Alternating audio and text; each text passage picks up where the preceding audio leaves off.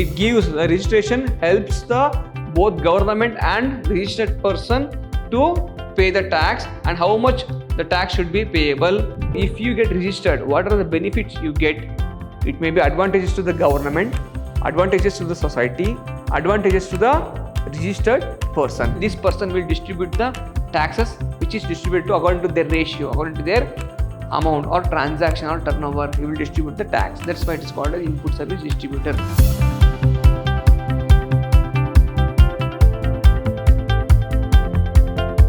Hello my dear students, I am your Ajay sir, faculty, Department of Commerce and Management, Vidyashram First Aid College, Mysuru, a temple of excellence. My dear students, in today's session I am going to handle the subject Indirect Tax 2 for 6th Sem BCom, and the topic is registration under GST. Now let's go to the first session. See my dear students, what do you mean by registration? Registration means taking the registration is a necessary under indirect tax system for the purpose of identifying the taxable person. So we have to provide the information to the tax authority where see we are doing the business or we doing the transaction. So in order to take the input tax credit, so we have to register ourselves, our business to the tax authority, and we should get the proper identity number or some unique identity number will be given by the tax authority. So here registration ensure tax compliance in the taxation ecosystem. So it gives the registration helps the both government and registered person to pay the tax and how much the tax should be payable and what is the actual supply, what is the actual transaction. So you can also avoid some fines or some fees because of registration, and also government will get or tax authority will get proper information and how much actually goods supplied or transferred or supplied by the government in order to recover or in order to get the tax payment or in order to recover the tax payment from the registered person. Next one, registration or registration of a person or a business entity under GST law implies a unique identity number issued by the tax authority. See, if you get registered under tax authority, you will get some unique number. So it is identity number will be provided by the tax authority to registered person. By using that number, so wherever you do business, it may be in Karnataka or it may be Tamil Nadu, so under one registration you can do business throughout the country. So you will be on the basis of your PAN card, on the basis of other documents received and also bank details, and also you will be eligible for the input tax credit. So what do you mean by input tax credit? So for example, if you paid tax on input, you have paid tax 10,000 rupees. After that you have to you will upgrade the product, you will add some value to the product. So ultimately you have to sell this is the raw materials you purchased.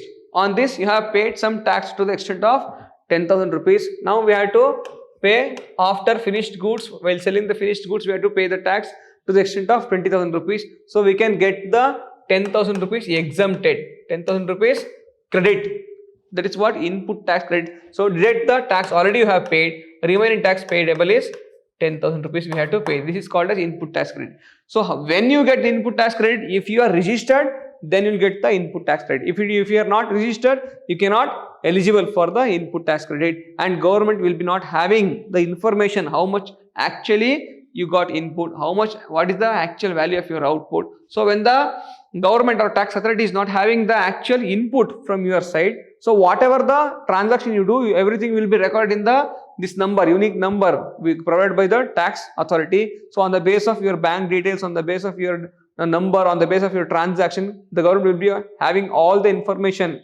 So how much actually your actual input, how much your actual output value, what is the actual taxation, then easily government or tax authority can provide the input tax. Then you can deduct the tax amount and remaining amount you can pay to the government. So that's why registration is very, very important. Next point.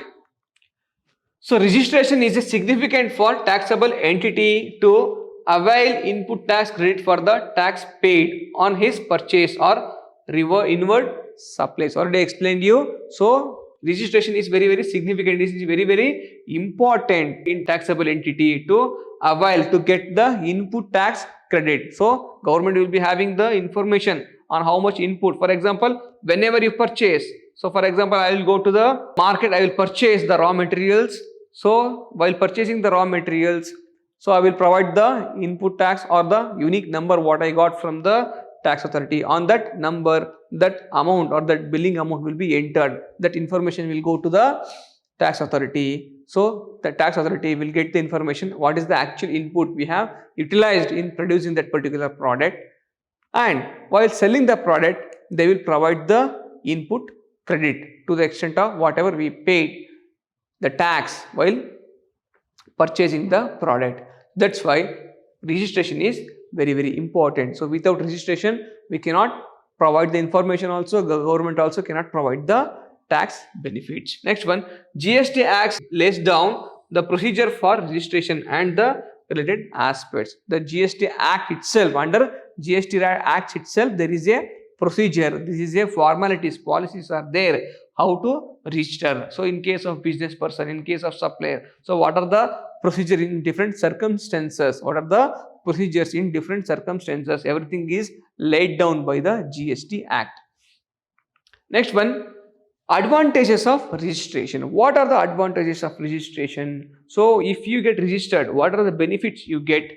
It may be advantages to the government, advantages to the society, advantages to the registered person. Let us see. The supplier of the goods or services will be legally recognized. So you will get a legal authority, you will get a legal background or legal support. If you have any case, if you have any problem related to business, so you can directly go in a legal way. So you can sue any person. As a registered person, you will be having an authority to sue or case file against any person. So any fraud happens to you, any fraudulent activity or other bad things happens to you in the business. Okay, if anyone cheated you in the business, what you can do? You can go to the court and you can file a case and you'll get the benefits. So legal benefits you'll get. So if you are registered, if you yourself is not a registered person, so you are not having any legal background or legal rights to file a case against that person, and because you are not recognized as a supplier or a businessman under taxation, so any benefits you cannot get any benefit from the tax authority also, and from that same time from the government also.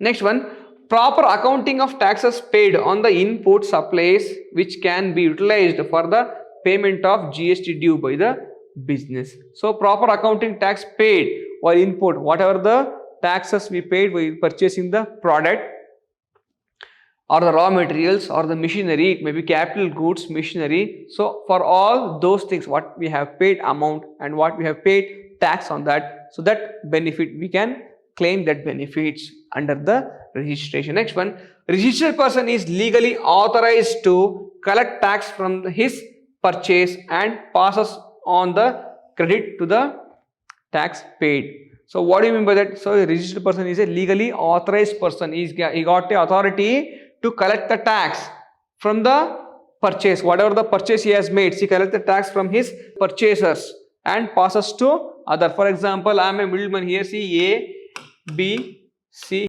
See, A is the producer, B is the middleman or the middleman dealer, retailer or wholesaler. He is the customer, ultimate customer. So if A is registered person, he can get the benefit for the input whatever he paid. So whatever we will get the input tax credit ITC to the extent of whatever the raw materials he has purchased in producing the product, and he will transfer after deducting the input tax credit, to the extent of 100,000 rupees. So he has developed the product, he has to pay 2,000 rupees. He has to pay 2,000 rupees to the government tax. He will deduct the 1,000 rupees input tax, remaining 1,000 he will transfer this product to 1,000 rupees only. Otherwise it leads to case getting effect. What he will do, if he did not get the 1,000 rupees benefit, he will transfer this to 2,000 rupees only. He will transfer the product to the B at 2,000 rupees only. So again this B has to pay the tax on 2,000 rupees, not on 1,000 rupees. Again what he will do, if we get the benefits from tax authority. So 1000 rupees he will transfer the product to B. Again B also, whatever the input to here the B, so this 1000 rupees is the input to B. Again he will add some other, he will add 1000 rupees worth of value added. Again he will sell the product to C at 2000 rupees. So already he has made the, he will get the benefit from the ITC for that 1000 rupees what he has made the input. Again the credit will deducted, remaining amount will be transferred, or remaining actual balance will be transferred to C. The ultimately customer has to pay the tax. No. So what is the law? Tax law says ultimately the outmost, or ultimately the last person in the tax, no, in the chain, or the ultimate customer has to pay the full tax. The user of the product should be payable the tax. So it leads to avoid the cascading effect. So if the ITC is not properly given, if I am not a registered person, I will not get the input tax credit. If I did not get the input tax credit, again I will transfer the goods to the other person, to the next part of the chain in the taxation for the same full amount without deducting the input tax credit. In that person also has to pay the tax, including the tax. So he will pay the tax on tax. Already it is taxed. I only paid the tax and I have not got the input tax credit. Again, including the tax, I will transfer that particular product or amount to that particular person. I will collect the tax for the whole amount without deducting the input tax credit. Again, what that person will do, he is also not a registered person. He will also not get the input tax credit. Again, he will add that all the amount and transfer to ultimate customer. So ultimate customer has to pay tax on tax, even though if the tax is actual tax, if it is registered person, if all are registered person, tax is only 1000 rupees. Let's assume 1000 rupees.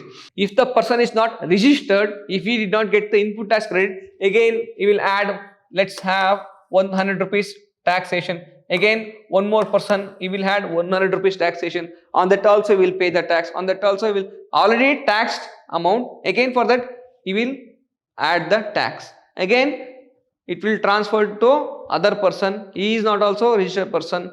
Then also he will not get the input tax credit. For that also he will pay the tax. The whole amount it leads to 1500 rupees. So if a registered person could have transferred the product at 1000 rupees, that same product will become 1500 rupees under unregistered person. If the person is not registered, it will transfer, it leads to cascading effect because he will not get the input tax credit. Ultimately the customer has to bear the burden. So that's why in order to avoid these things, registration is very, very necessary. Government will get proper information. So any loss, any files, any problems we can solve legally. Next one, any registered person becomes liable under GST law. That's what registered person is liable to pay the tax under GST law. It leads to what happens? The government can get the tax. So already government will be having, all the tax authority will be having the all information on the transaction. So government will get the information and it is easy for the government to collect the tax. Ultimately the nation, once the government collects more tax from the public, ultimately it can utilize those amount for the development of general public. Ultimately country will develop. So that's why we need registration of person is very, very important. Next one, tax complaints improves. So that's what collection of tax improves to the government. So government will get more amount for the, they can utilize for the development of the society, development of the economy. So it leads to improvement of our economy. So the person, all citizens pay taxes, all citizens registered, and also if they pay taxes according to their transaction, whatever the actual transaction they have done, okay, if they pay the taxes, ultimately it is easy for the government to collect the tax. It will be having all the information before collecting the tax. So it leads to avoidance of tax evasion from the part of taxpayer. So then it leads to government will get the more amount in the hands of government to utilize for the development purpose. Next one, taxable entity can be easily traced and tax proceedings can be initiated. So if the person is registered, if he has not paid the tax, it is easy for the government to go and ask that person, see, it is the due date to pay the tax, you have to pay the amount. So if we have all information regarding your transaction, please pay the tax for your whatever the business you have done.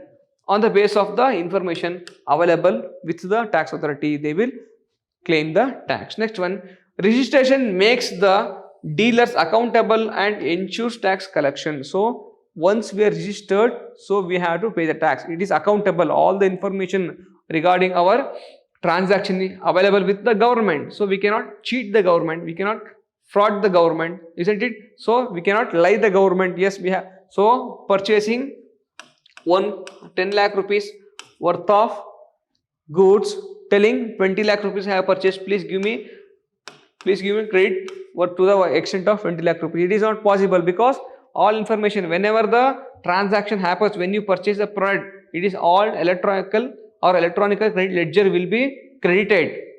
Electrical credit ledger will be credited with the unique account number or unique number what they have provided with the government. So you cannot cheat or lie the government. All proper information with related documents will be with the government or tax authority. They will easily trace you.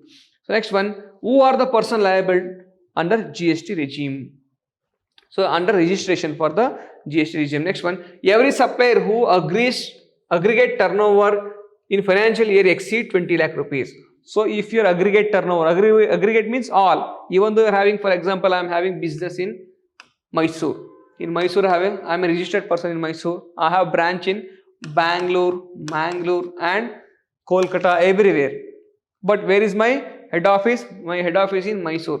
Head office in Mysore. So aggregate turnover, all business for example, with the branch of Mysore I have done 5 lakh rupees of turnover.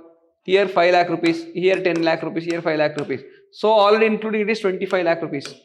So once my turnover exceeds 20 lakh rupees, then I should become it is registered person. I should be registered under the tax authority. It is rules according to section 22, section number 22 of the GST Act.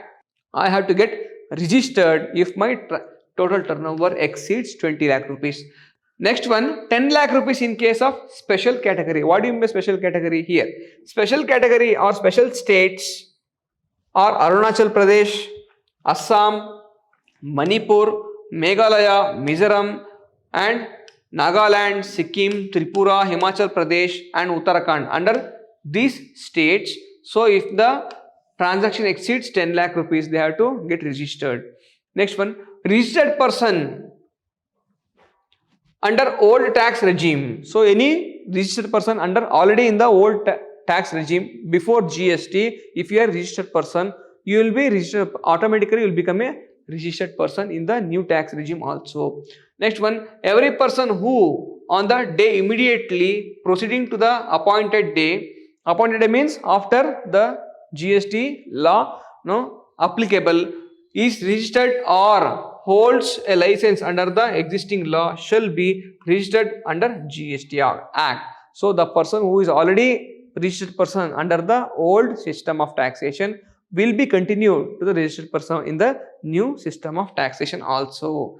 Next one, when such person are not liable to pay GST, then they can as soon as possible cancel their registration. So if you don't want to continue, or if you don't want to continue the business, or if you don't want to continue the transaction, so in the new regime you can cancel immediately after shifted from old regime to new regime of taxation. Next one, transfer of business needs separate registration. So transferee of the business. So for example, the transferor is a person who transfers the business. New person. For example, I am selling the business. So A is selling the business to B. A is selling the business to B here. A is the registered person. B is not registered person. So when A is selling the business to B, B is not registered person. So B has to get registered under the new tax regime in order to get the tax benefit. So when he wants to purchase the business, B has to become a registered person. He has to provide all information and get unique number from the GST authority. Then only he will become. So here transferee. Next one, transfer pursuant to scheme of amalgamation and demerger. For example, if both companies are merging or both companies are amalgamating, for example, A and B are both companies. A and B are company, different companies. So they want to merge one another. They want to merge. They will become one single company. It may be holding company, amalgamation, absorption, or reconstruction happening. So A is a authorized person, registered person. B is a not registered person, not registered business. Then B has to get registered, or immediately once they are merged or once they are amalgamated, automatically they will become registered person. If they are not registered, they have to get registered. If both are not registered, they have to get registered under the amalgamation, because once the 20 lakh rupees limit is once the 20 lakh rupees limit is crossed, they have to get registered. If it is not cross 20 lakh rupees, it is their wish not to get registered. But once, because business will become big, isn't it? So it is, for example, his transaction is 10 lakh rupees, his transaction is 15 lakh rupees. So it leads to crossing of 20 lakh rupees of limit, then they have to get registered. Next one. So compulsory registration. So who are the person, who are the institution? Person means institution. It may be individual, or it may be institution, or it may be organization, business organization. Person means individual or business or institution, anything.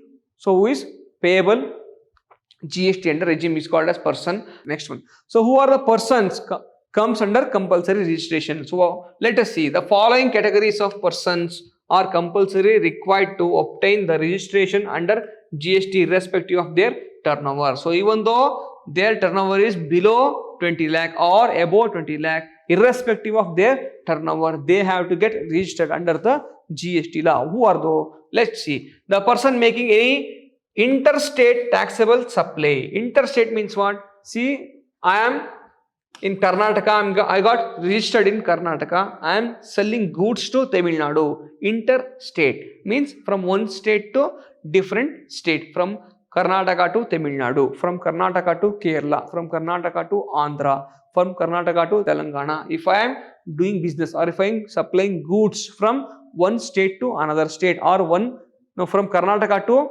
other part of the world, it may be America, it may be UK, it may be China. So if I am sending goods to other states or other country, I should get registered irrespective of 20 lakh limit, irrespective of 20 lakh or 10 lakh limit, we have to get registered. So within Karnataka intra-state, then you will get 20 lakh limit, 10 lakh limit, or within Karnataka, within state, that means intra-state. So if it is interstate, then we have to get registered. Next one, casual taxable person making taxable supply. So any casual taxable person whose taxable limit exceed 20 lakh rupees, he has to get registered. Next one, person who are required to pay tax under reverse charge mechanism. So if your person comes under reverse charge mechanism, you have studied reverse charge mechanism in the previous semester. So if you are coming under reverse charge mechanism, the recipient of the liable supply, taxable supply, has to be get registered. For example, reverse charge mechanism means who has to pay the tax? The person who gets the benefit has to pay the tax, not the person who supply the goods has to pay the tax. So here A and B are business person. So A is the supplier, B is the recipient of goods. In reverse charge mechanism, B has to pay the tax, so he has to get registered. Instead of A, the B has to get registered under registered. Here that's what say. So required to pay under reverse charge mechanism, recipient of supply is liable to pay the tax. So that's why he has to get registered. Next one, non-resident taxable person making taxable supply. So we know what is the meaning of resident, non-resident, not ordinary resident. We know the meaning of that. If I am a non-resident, so apart from resident, if you are a non-resident, so non-resident.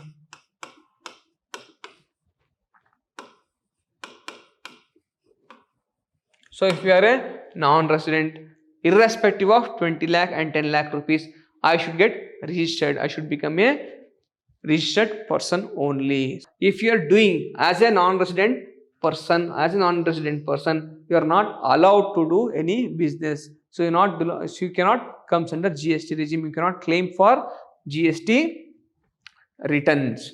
Next one, person who needs to deduct tax at source. So who are the person deduct tax? For example, salaries person, those whose tax limit exceeds or they cross the limit of taxation exemption limit. If your salary exceeds the limitation from the government tax authority, then you have to pay the taxes. So TDS, tax deduction at source, tax deduction at source. Who are those? So next one, following persons are liable to TDS. So those are, for example, if my salary exceeds the limit available from the government, then I'll become a registered person and I'll become pay the taxable. I'm liable to pay the tax to the government tax authority. So government will deduct the tax before giving the salary only. They will deduct some portion of the salary will be deducted before receiving the salary only. That is what tax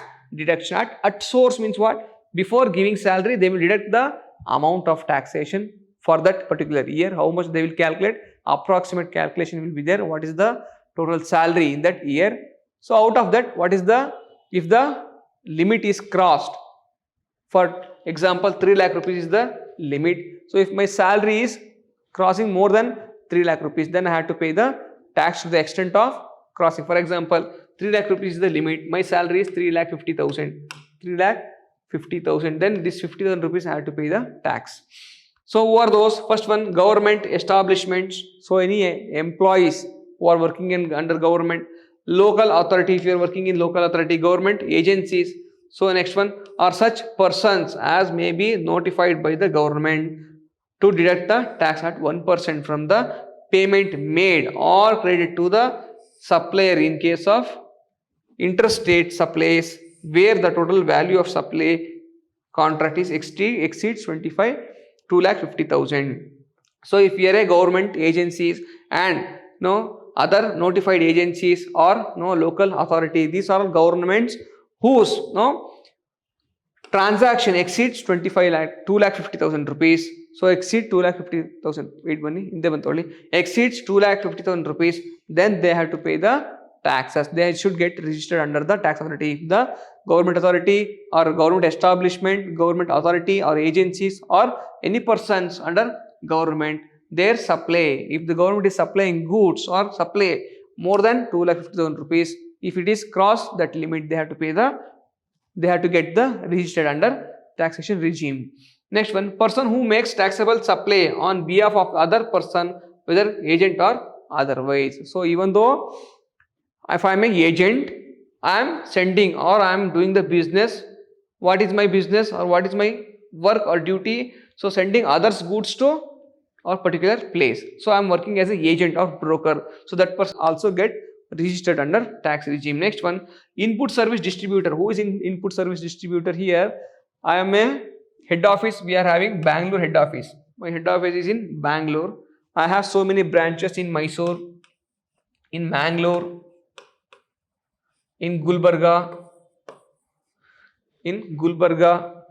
Shivamogga, and also we are having branches. So I have 4 different branches. Okay, I have 4 different branches. So head office is in Bangalore. So here this is the head office, the input service distributor, because whatever, even though we are conducting business transaction and turnover in different places, all turnovers accounts will be done in the head office. So the input service, whatever the input tax credit available will come to the head office bank account. For example, including all the, for example, Mangalore branch has done 10 lakh rupees worth of business. Here also 10 lakh rupees worth of business. Here also 10 lakh rupees worth of transaction turnover. Here also 10 lakh rupees worth of transaction turnover. Here also 10 lakh rupees worth of turnover.